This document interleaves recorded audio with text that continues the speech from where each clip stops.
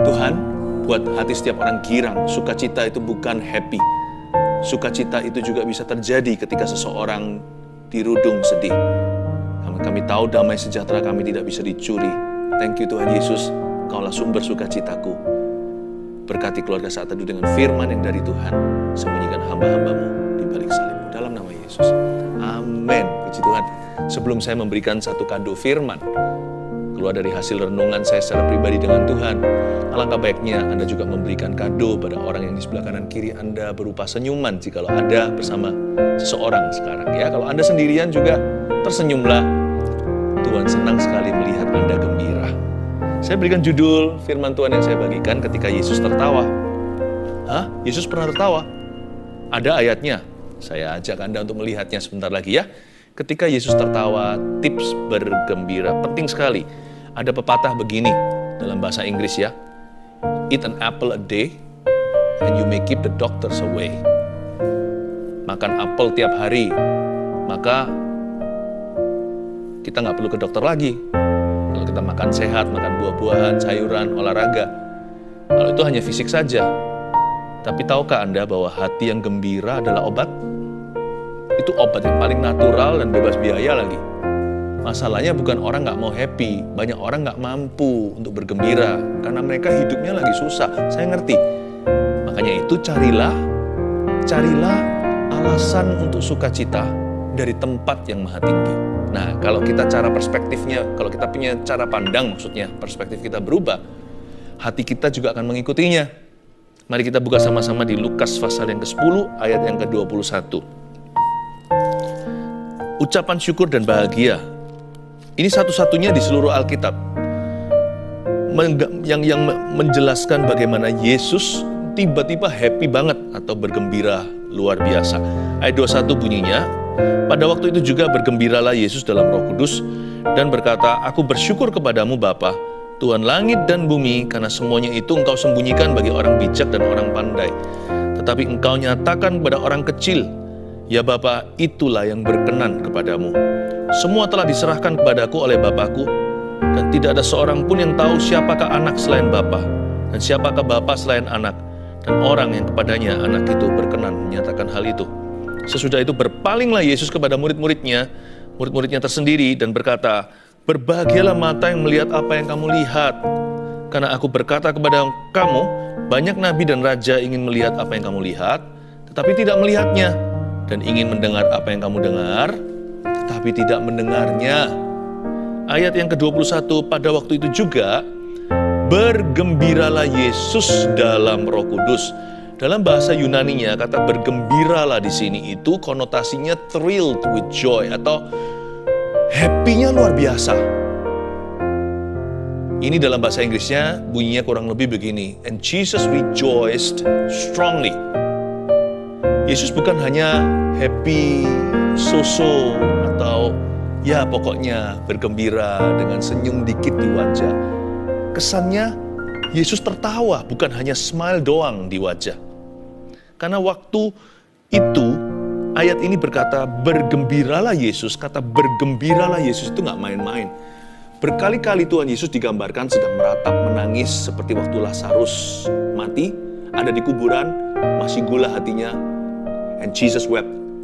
Salah satu jikalau bukan ayat yang terpendek di Alkitab, maka menangislah Yesus. Seingat saya, paling tidak di dalam kitab Injil 3 kali Yesus dikatakan sedang weeping atau sedang meratapi atau sedang menangis. Tetapi kali ini satu-satunya ayat saya tidak temukan lagi. Bergembiralah Yesus. Yesus tertawa. Saking senangnya, ini bukan gembira biasa, ini gembira hingga ekspresinya tidak bisa sembunyi. Bayangkan kalau Anda sangat senang itu gimana? Ada orang yang berkata, ya teriak. Ada juga yang naik ke kursi dan sofa melompat-lompat di sana. Langsung kita kekanak-kanakan. Tentunya Yesus nggak begitu ya. Saya nggak berani bayangkan beliau demikian. Tuhan Yesus tapi minimal jikalau bukan tersenyum, pasti tertawa, terbahak-bahak. Tuhan berkata, ha gitu ya. Dan itu murid-muridnya pasti terkejut melihat Yesus begitu senang. Tapi Jikalau bergembiralah Yesus di sini itu artinya ekspresi. Kalimat berikutnya dalam Roh Kudus itu alasannya bergembira. Karena orang gila juga tertawa sendiri. Orang yang sakit jiwa bisa terbahak-bahak tanpa alasan. Kita punya sukacita itu bukanlah tanpa alasan yang jelas loh ya. Justru kita anak-anak Tuhan itu patut bahagia, patut bergembira, harus bersukacita, karena kita ini punya alasan yang orang dunia nggak punya. Bahkan lagu sekolah minggu bunyinya happy ya, happy ye. Saya senang jadi anak Tuhan, siang jadi kenangan, malam jadi impian, cintaku semakin mendalam. Dari kecil kita diajari, kalau kita dari kecil sudah orang Kristen loh ya, kita ke sekolah minggu, nggak mungkin kita luput dari lagu itu. Orang Kristen itu orang yang paling happy di seluruh bumi. Bukan karena dia nggak punya masalah, karena kita adalah anak-anak Tuhan. Bergembiralah Yesus dalam Roh Kudus, itu bicara tentang alasannya. Kalau kita anak-anak Tuhan, alasannya apa? Karena nama kita tertulis dalam kitab kehidupan. Kalau Anda baca ayat-ayat sebelumnya, saya nggak bacakan, itu kembalinya 70 murid setelah mereka mengusir setan, menyembuhkan orang. Yesus melihat setan itu jatuh dari langit. Lalu mereka bergembira, fine-fine saja. Oke sih, kita happy karena kita dipakai Tuhan. Mujizat terjadi manifestasi kerajaan sorga secara sensasional juga. Bukan diam-diam kerajaan Allah itu di dalam hati. Terjadi demonstrasi. Siapa sih nggak happy? Tapi Tuhan ujungnya bukan menegur mereka, mengingatkan bahwa alasan mereka happy yang paling dalam dan alasan mereka happy paling tinggi tidak lain adalah nama mereka tertulis dalam kehidupan.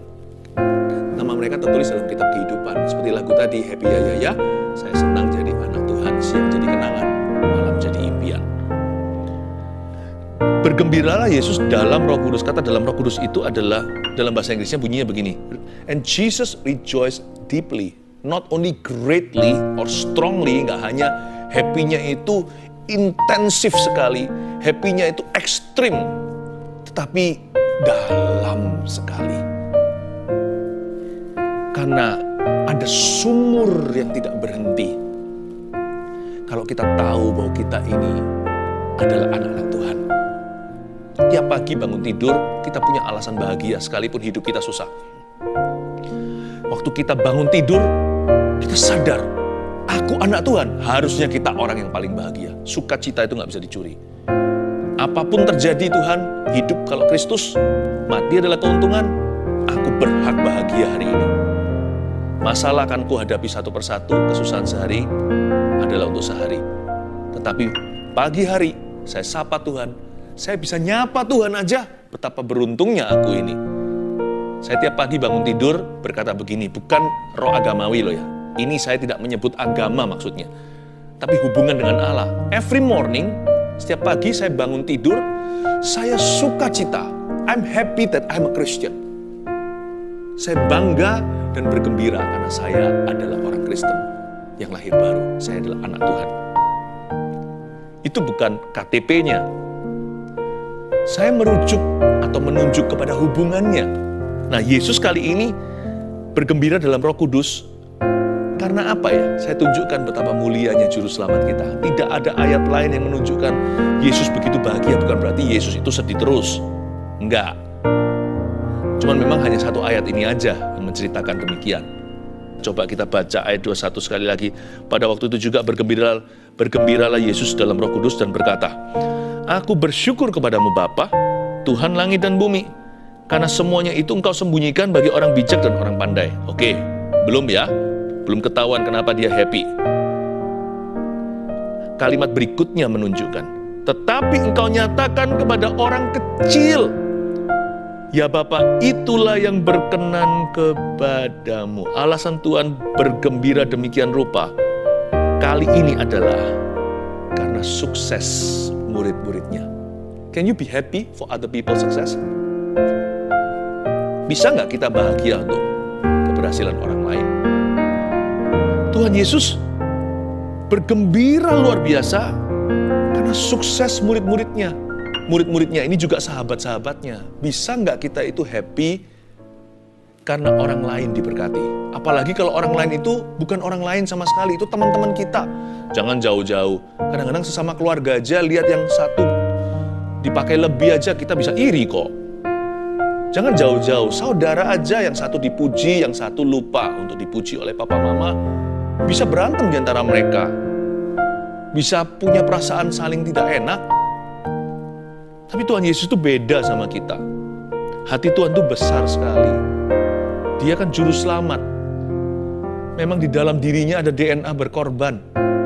Tuhan gak pernah di dalam cerita yang lain itu segembira ini. Tapi kali ini Tuhan happy karena melihat murid-muridnya dipakai oleh Bapa. Bapa, Engkau sembunyikan semua itu dari orang bijak, orang pandai. Tapi these nameless children of mine, ini anak-anak rohaniku ini yang tanpa nama, tanpa wajah. Zaman itu siapa tahu Petrus, sekarang kita tahu karena ada Injil.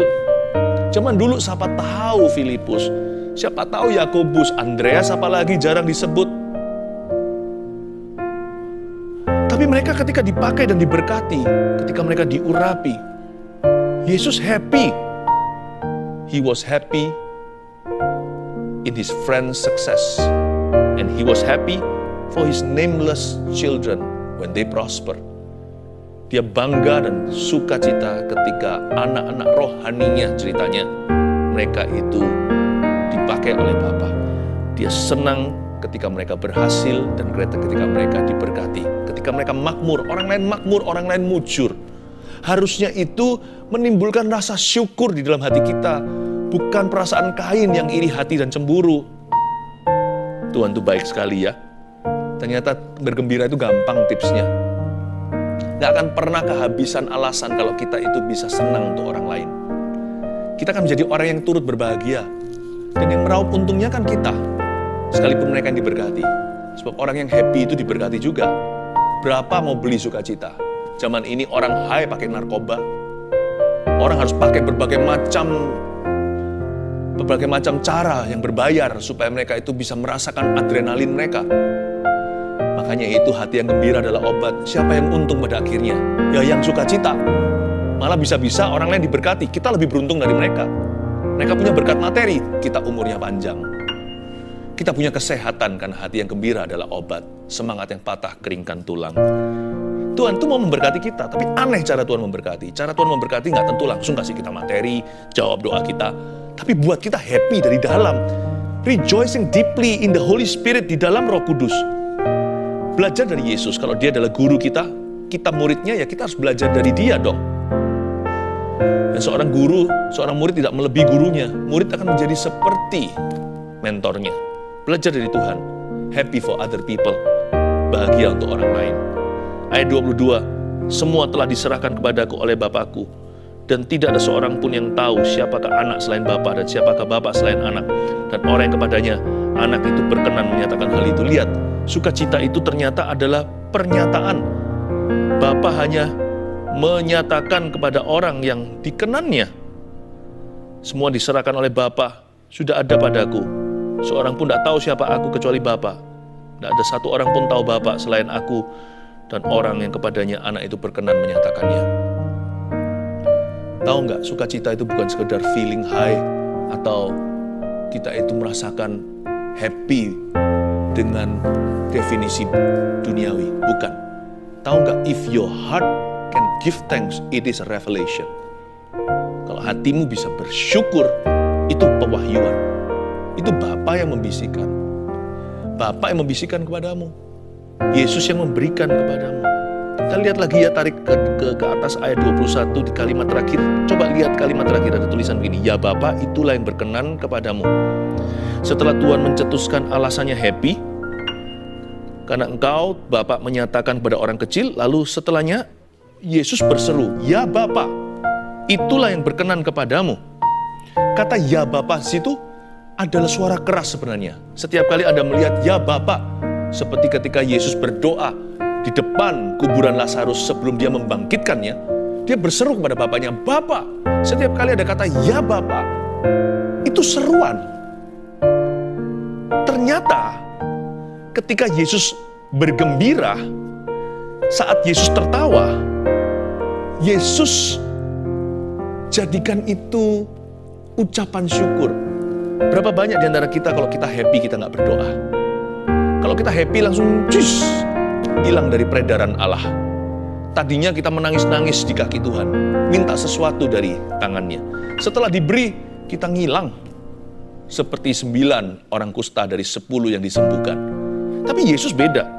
Setelah Tuhan Yesus happy, ketika dia tertawa, hal yang pertama dia lakukan setelah emosi bahagia adalah break into praise.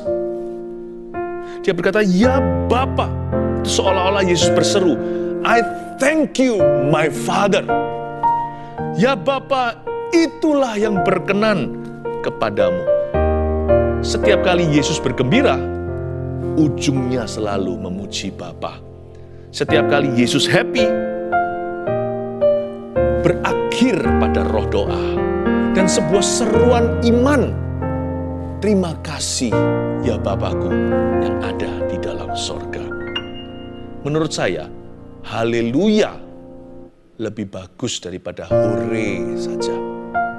Kalau kita happy, kita senang kan? Hore! Ada yang lebih appropriate, lebih tepat dari itu. Ketika sengat bahagia itu mengena ke hatimu, tiba-tiba ada perasaan tinggi karena Anda dapat sesuatu, kan pasti ada alasannya. Apalagi untuk alasan mulia seperti orang lain diberkati. Hal pertama yang harus Anda dan saya ingat lakukan is to break into praise. Sebab yang satu yang patut mendapat kemuliaan setiap kali dia menggirangkanmu, setiap kali hatimu menemukan happiness, setiap kali jiwamu bersuka cita, nomor satu yang layak menerima pujian, yang pertama yang patut mendapat kemuliaan adalah Bapamu yang ada di dalam sorga.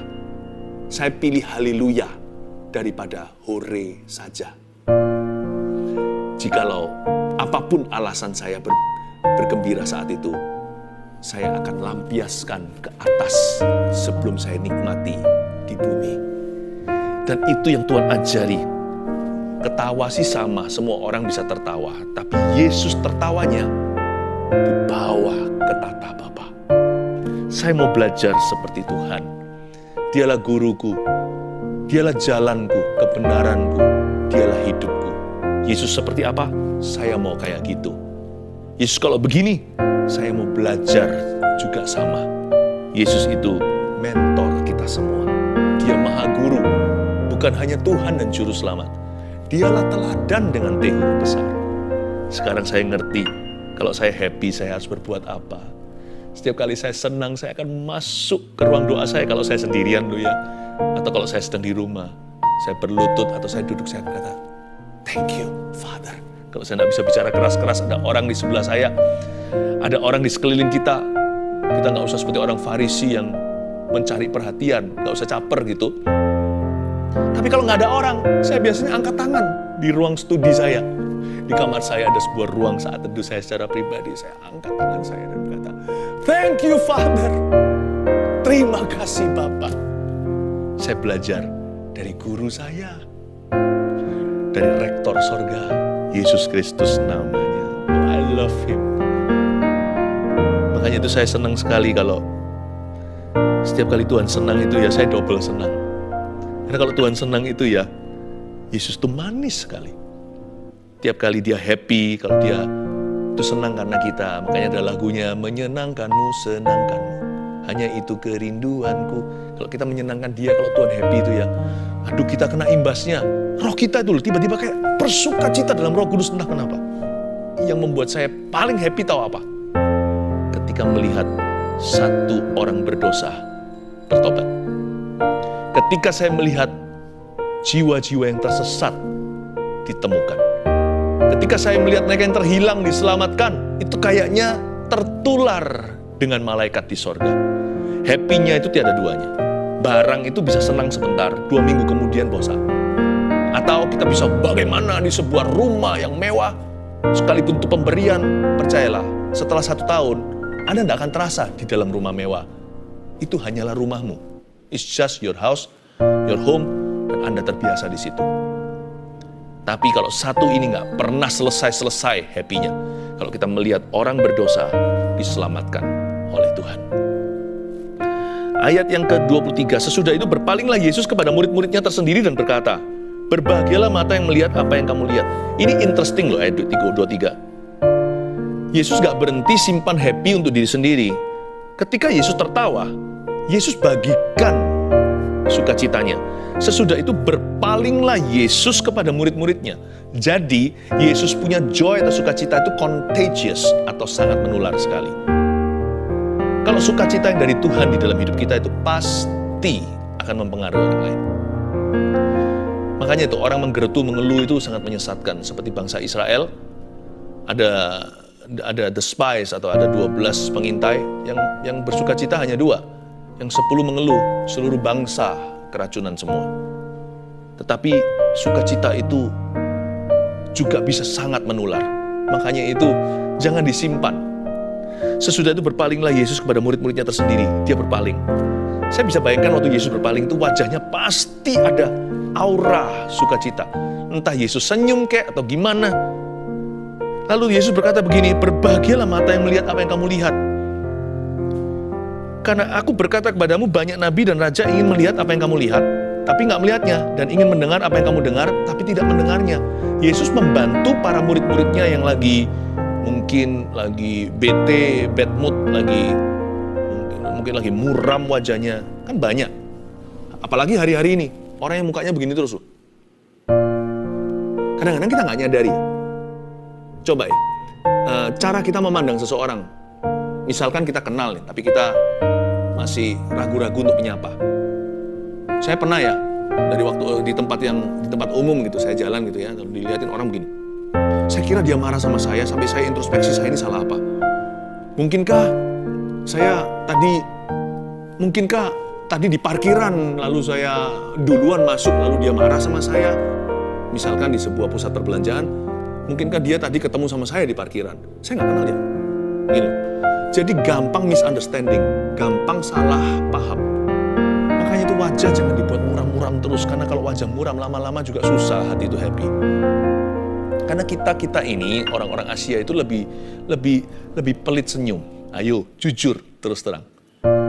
Nah, setelah itu tak lama kemudian ternyata saya disapa, ternyata itu orang kenal saya, lalu dia baru senyum. Untung kesan pertama begitu menipu. Saya kira dia marah sama saya. Wajah kita itu loh kurang latihan otot senyumnya. Kita tuh lebih suka gravitasi ke bawah. Begitu terus. Waktu Yesus berpaling, saya yakin wajahnya enggak begini. Saya yakin enggak. Saya yakin wajahnya itu ceria. Apa salahnya sih wajah ceria? Apalagi kalau Tuhan katakan hati gembira itu obat. Obati dirimu sendiri, itu bukan terapi, itu healing. Kalau terapi itu kan proses, ini healing. Hati gembira adalah obat, itu healing. Itu kesembuhan. Berpalinglah Yesus pada murid-muridnya tersendiri dan berkata, berbahagialah mata yang melihat apa yang kamu lihat. Selain itu, Yesus menaruh dalam kata-kata, menolong murid-muridnya untuk menyadari berkat unik yang mereka miliki. Orang yang bergembira dalam Tuhan akan sanggup membantu orang lain untuk bergembira dalam Tuhan juga. Orang yang punya attitude sikap hati yang positif akan membantu orang lain untuk melihat donatnya dan melupakan lubangnya. Yesus itu ajari mereka, guys, do you know how uniquely blessed you are? Tahu nggak kalian itu betapa diberkati oleh Bapa? Dan berkatmu itu unik sekali loh. Berapa banyak nabi dan raja ingin melihat yang kau lihat dan mendengar apa yang kau dengar. Contohnya, ini andai kata kalau dikembangkan ya sama Tuhan.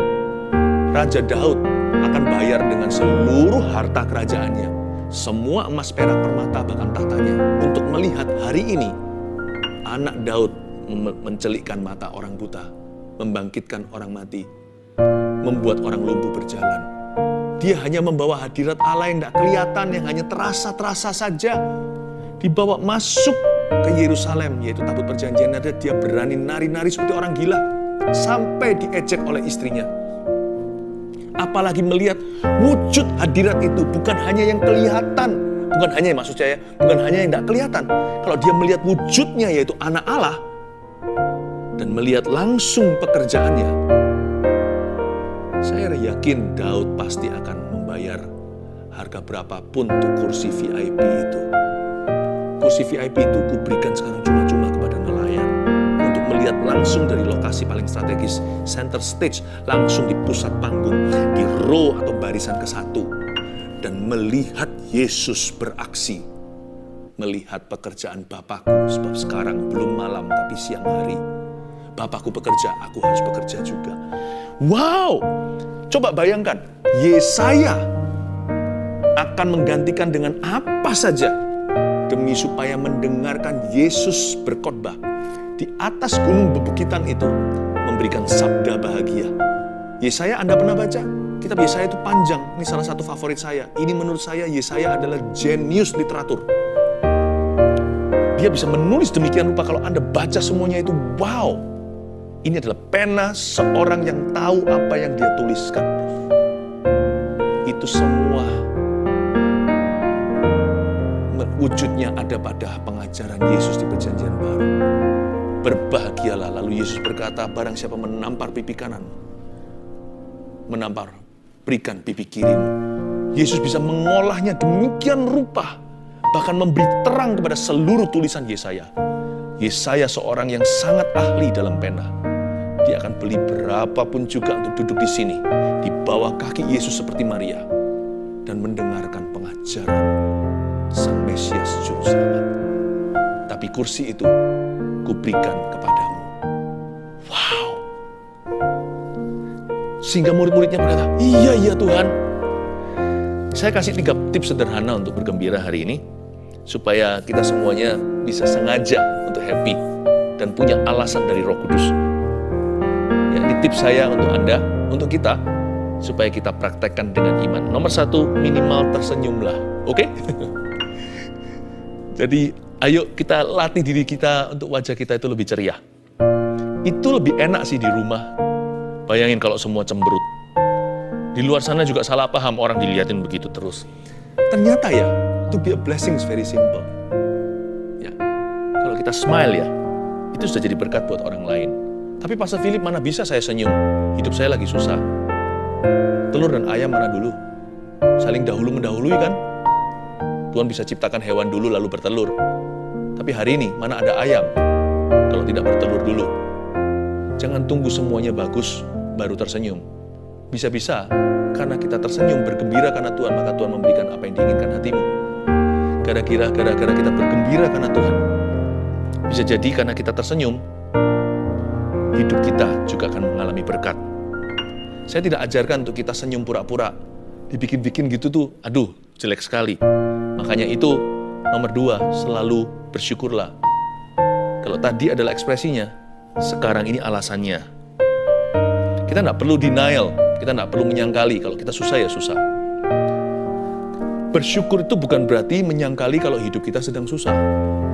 Itu serahkan pada Tuhan. Bersyukur itu berarti mencari alasan Tuhan Yesus di dalam setiap keadaan untuk kita berterima kasih kepada Bapa. Seperti yang saya ajarkan tadi, kalau kita tidak punya alasan dalam diri sendiri, carilah alasan dalam diri orang lain. Bersyukurlah untuk keberhasilan mereka.